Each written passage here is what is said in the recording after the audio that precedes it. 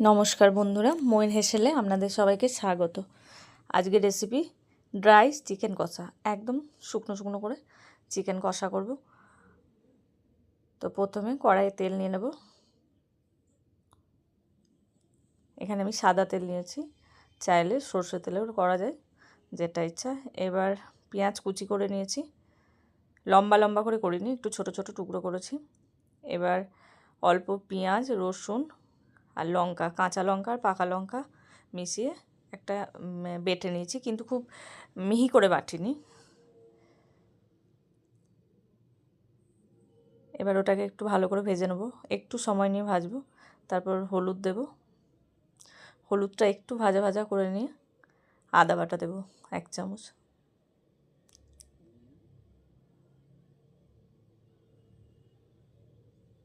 আদাটা একটু নেড়ে নেব। এবার জিরে গুঁড়ো, ধনে গুঁড়ো দেব, কাশ্মীরি লঙ্কা দেব কালারের জন্য। এবার একটু ভালো করে কষবো।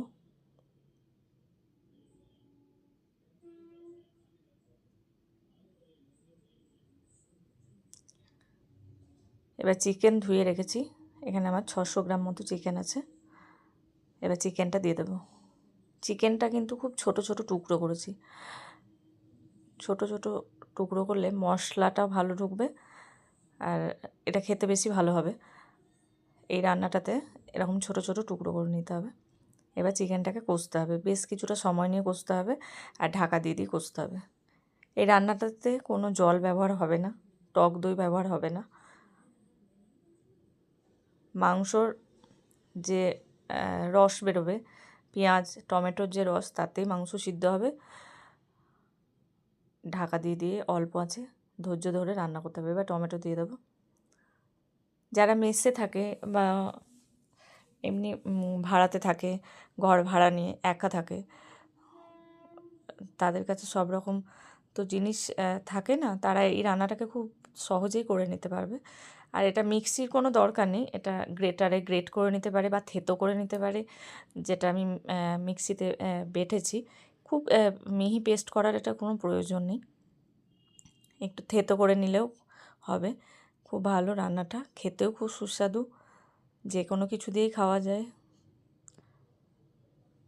এটা আমি রুটি, পরোটা এসবের সাথে খাবো বলে একদম ড্রাই করেছি।